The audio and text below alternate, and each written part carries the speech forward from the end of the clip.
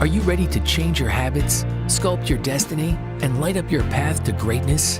Welcome to the epicenter of transformation. This is Mick Unplugged. We'll help you identify your because, so you can create a routine that's not just productive, but powerful.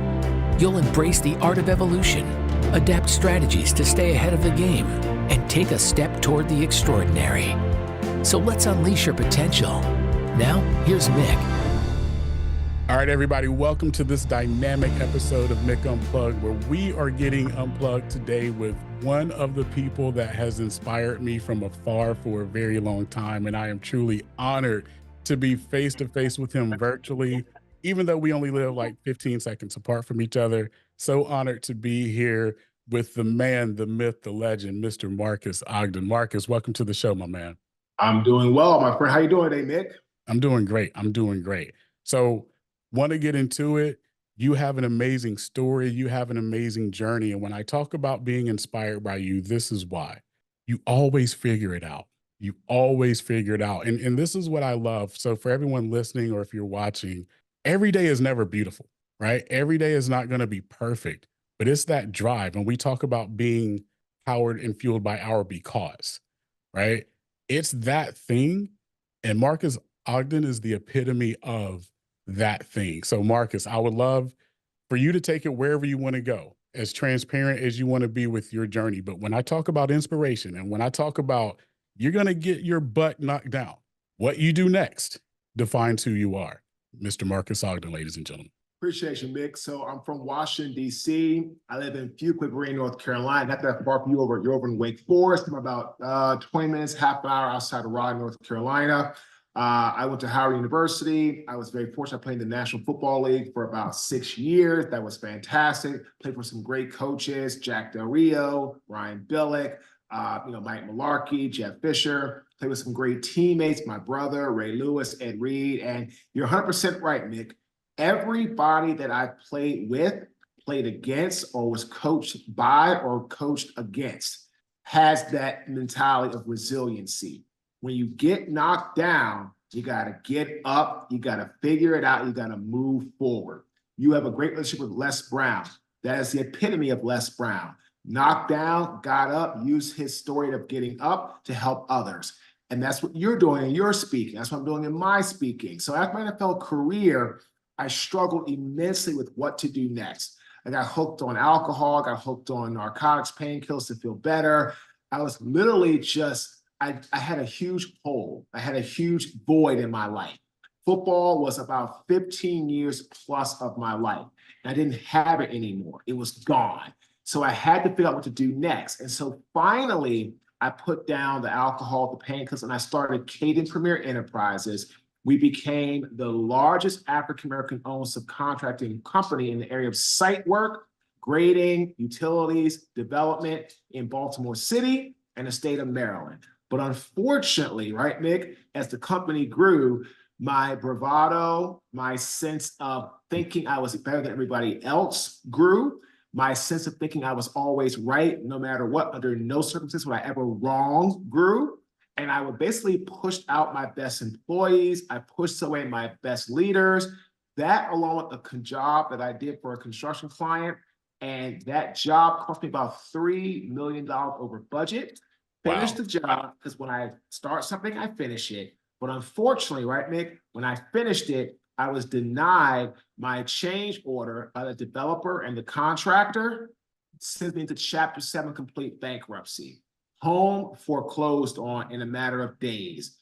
Got up and packed my cars with my now ex-wife, she was my fiance at the time, and I ended up coming down here to Raleigh, North Carolina, more specifically Cary, North Carolina.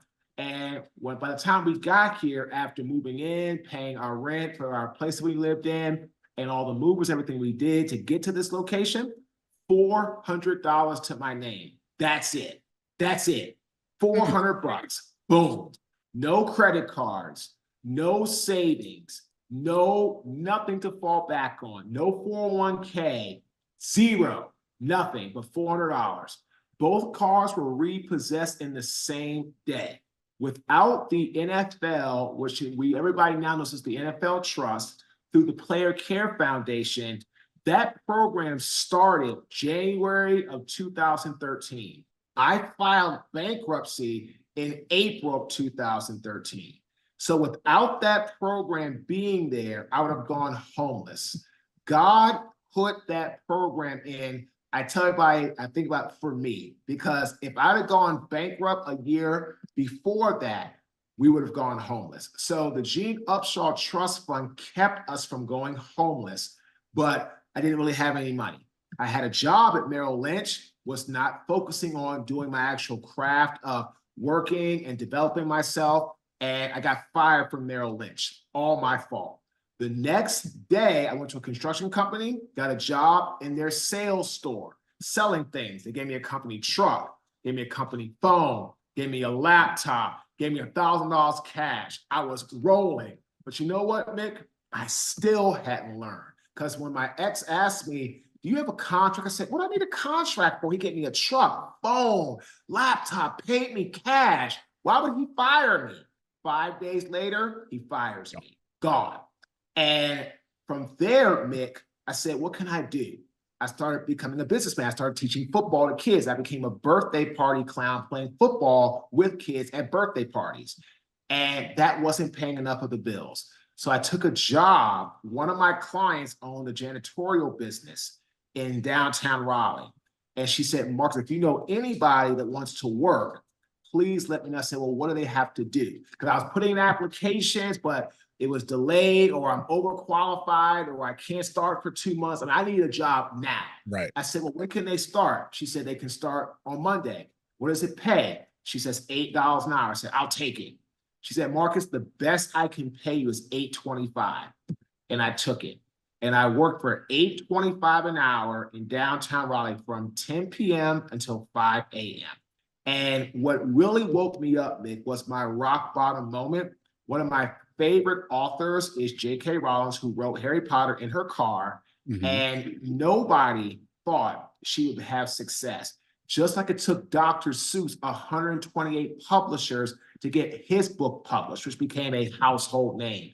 Just like Abraham Lincoln lost 8 primary elections before he became the primary candidate and became the president, right? All these things. Just like, Ulysses S. Grant was, didn't have the best time at, when he was, in the military, at the Army, and then he ended up, having to work hard, start over, start up, grow up the totem pole. He became general of the U.S. Army, right? And of that regard, right? Of the Army of the North, and became a president of the United States. So my point is that everybody that I know that has had success, you, Les, Jeff Bezos, Elon Musk, Bill, I go down the list, has had some sort of struggle, some sort of obstacle. And if you want to overcome obstacles, master these 3 things: resiliency, perseverance, and mindset shift. Master them. So finally had that moment with someone's trash, rotten meat, nasty, protruding, horrible smelling garbage got over my body, my skin, and my clothes. And that was my wake-up call. And I said, wow, if I don't change this, I'm going to be sitting right here for the rest of my life. So I made the decision to get my life together. And I said, you know what? I want to start speaking. Les Brown was homeless and then started speaking. Right. Eric Thomas was, Tony Robbins struggled. So I said, well, this has to be me. So I started.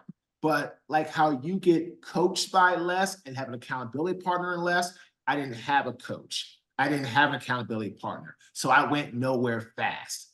2.5 years, not one paid speaking job. Not one. Phone hung up in my face constantly. Emails not being returned all the time. People saying, Marques, love your energy, but I don't want a football player on my stage. That was what I got most of the time. And I finally got my first paid job in April 2016 after my first book, Sleepless Nights, got published.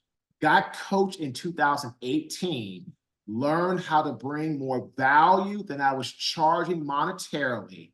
And in the last 8 years, Mick, worked for 55 Fortune 500 companies, 55.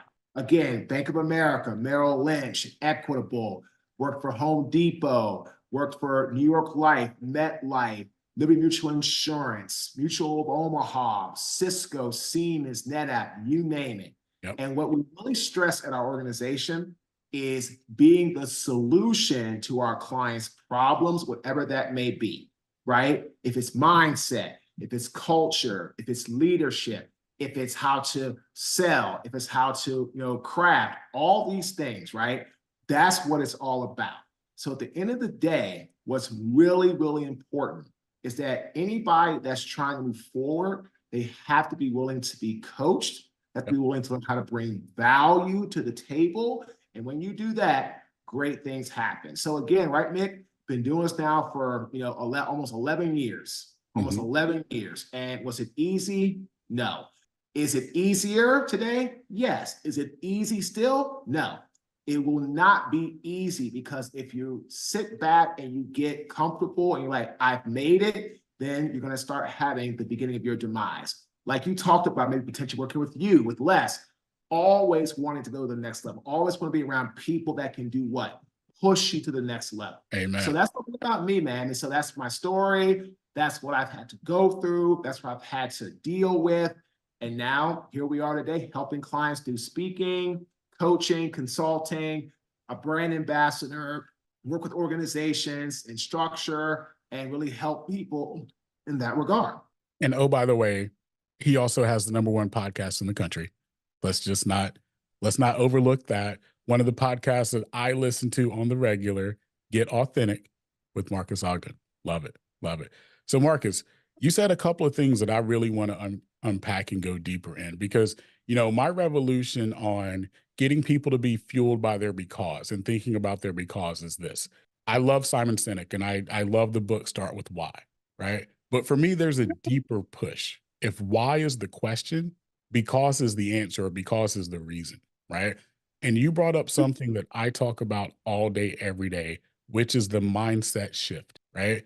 If you don't have that mindset shift, you're never going to change, right? What was that moment for you that drove you to say, if my mindset doesn't change, it's not going to happen? And then how are you inspiring others to do that, to have that mindset shift? I remember when I tried to get a speaking job with the Ravens, and the gentleman that I had to speak to, who I had known since I was 17, shot me down, not just a little bit, but really hard. Marques, I'm only taking this call because you're little J.O., Jonathan Ogden's younger brother. You don't have what it takes. I want celebrities talking to my players, not has-beens and guys that, aren't going to be successful. You should give up speaking. It's not going to work. And for about 2 days, I was very, very hurt. And then I said, wait a second. Like my dad always taught me, when you have people that are hating on you, usually it's something wrong with them, and that they see something in you that they don't want to push to do what they need to do. So they'll try to knock you down, they'll try to tear you down. And that's what I realized. And that's what I was dealing with. So I said, no more, no mas. And I put down the victim mentality. I turned on the victor mentality. And that was my why. And what I tell people is, in life, if you want to overcome obstacles, you have to master resiliency, mindset shift, and perseverance.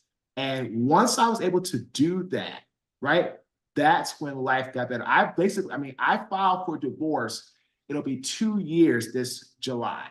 July 2022, I had to file for divorce unexpectedly. And I had to then move out after I filed to a 2-bedroom apartment in a little area of Cary by the Durham line. It was dingy. It was dark. It was run down. But I didn't have a choice, Mick. I only had 2 weeks to get out. And I had to find a fully furnished place. And I had to get 2 bedrooms because I had my 9-year-old and we were going to be splitting time. So I had very limited options. Looking back on that place, I'm grateful I had a roof over my head, but I really didn't like being there. I drank a lot in that apartment. I went on multiple dates with different women in that apartment. I was living a lie. Wow, Marques, you are trying to act like you're okay and you're not okay. And I hated living in that place. I hated it. But I had to, because that's what I had to do. That's why I was constantly out at bars. I was constantly, this was in November, December of Right. 2022. This is January of 2023. Finally, in January 2023, I refound my purpose. I said, if I keep doing this, life will be just like this in this apartment. Right. Constantly saying, why am I divorced? Poor Marques, victim mode Marques. Right. And I said, enough. I leaned into our brand, worked hard, put some parameters in place for myself, disciplined myself, changing who I was around, got more focused, and I was able to buy my dream home in May of 2023, 6 months ahead of schedule. Bought a house by myself in Fuquay. And where I live, Mick, is very affluent. I'm the only individual person that has a house so far in this development. We have about 100 people that live here. I'm the only one that's single with his only name on the mortgage. And I'll tell you this that are listening. If you want to change where you're at, you have to visualize what you want. If you want to change where you're at, you have to visualize what you want. Better surroundings. That I didn't know what type of place I wanted to be in, but I knew I wanted a house of my own. Right. I knew I didn't want to be in that apartment for much longer. So I visualized it. I focused on it. I wrote it down. I made it part of my everyday process to do something to move me towards that. And now here I am. Look at that. You put action into what you had to do, right? Which leads to the second thing that I want to unpack with you that you hit on. And it's something that I had to do for my personal journey and my professional journey to take off, which is I had to look at my circle, right? Because everyone that says they're for you aren't there. And I'm going to use a sports analogy that I know you're going to get. The most popular player on the team is the backup quarterback, right? Until that backup quarterback has to get in and play, and then he's the least popular person on the team. There are a lot of people around you that want you to stay average. There are a lot of people around you that are going to shoot down your dreams. There are a lot of people around you that are going to tell you you can't because they can't see it. And again, I don't know you well enough yet today, but I would almost guarantee that what you had to do was look at that circle of people and say at all the stages, right? And it's something that I do. I do it a couple of times a year. I analyze my circle because I'm trying to get to that next level. And I need people that can see it or have been there to help me go. So I would love for you to talk about your circle, how you analyze it, and what that did for you. So for me, if you are hanging around me, I'm going to pick up your energy, good, bad, or indifferent. And if you are somebody who is always telling me what I can't do, what I shouldn't do, where I can't go, what I can't be, I'll start to believe that. Again, take my ex.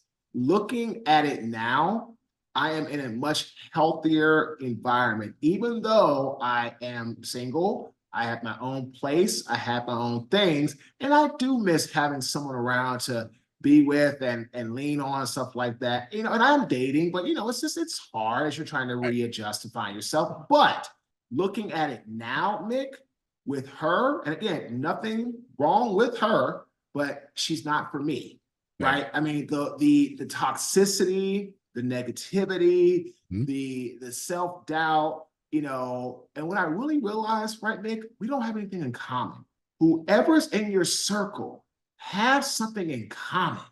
Right. If you have nothing in common, then how are you going to have conversation, right? Mick, like you and I can hang out, we can talk about speaking, growing our business, travel, who we think are great athletes that have great discipline, who are great leaders like Jeff Bezos or Les or Tony Robbins that are individuals that we know put the work in, right? So, hang around people you have something in common with, because that way you guys are conversating, you're sharpening each other's skill sets, iron sharpens iron, you're getting into a much better position to move forward in your life, right? So like right now, I'm on a 90-day no drinking. So if you're somebody who wants to go to the bar all the time and get drunk all the time, I'm not the person to hang out with you. I'm just not, you know what I'm saying? Right. And I'm okay with that. Because at the end of the day, you know, I enjoy playing poker. I enjoy going to the movies. I enjoy going to the gym. I enjoy traveling. I enjoy watching good things on TV. I like staying at home a lot of times. And that's the thing too, like now, Mick, I'm back to Marques. Right. I love being at home, Right. right? I love, I don't have to, somebody say, Marques, for a date, you know, she's like, hey, you want to go downtown to the rooftop? I'm like, no, I'm not drinking for 90 days. I don't want to go to downtown Raleigh. I don't want to do that. We can have a date, sure. We can go to Dave & Buster's, have a great time. Awesome. But if you want to go downtown Raleigh rooftop and like get drinks and all that, you know, Friday night, that's not me. Right. I just don't want to do that. Right. And that's getting back to me. Yep. Right. In my home, I'm back to who I am. And when you want to build your circle, be around people that you have something in common with, that you know has your best interest. Live by the saying, building relationships plus building trust equals loyalty. Man, say that for me one more time. Building relationships plus building trust equals loyalty. There you have it, everybody. That's why I listen to this guy every day. And again, if you're not listening to his podcast, go listen to it. Get Authentic with Marques Ogden. It is a great listen. It's in the top 1%. So that should tell you how it is. He's in 112 countries. That should tell you how popular it is. And I'm going to be transparent because I believe in authenticity and transparency as well. I listen to Marques. He has over 300 episodes, right? Instead of binge watching TV while I'm trying to get in better shape, I'm binge watching Marques Ogden's podcast. So when I'm on the treadmill, I give myself 2 episodes per treadmill visit to make sure that I get through. So Marques, thank you. You are an inspiration. You are a leader. Love everything about you. Can't wait to get to know you even more. So definitely thank you for being on the show. Can't wait for all the great things we're going to do together, brother. I love that. And you know what, ladies and gentlemen, I hope you picked up what Mick said. As Mick is working to develop himself and better himself physically, he's also doing it mentally, right? That's the key. Listen to this saying. In life, if you are tactical, but you are not strategic about it first, you will lose. If you're strategic and not yet tactical, you're not going to go anywhere. So trying to go and do a bunch of work and working out without having a plan, probably not going to work. Trying to go and create this awesome plan, but never do anything, that's not going to work. So you have to be strategic and tactical.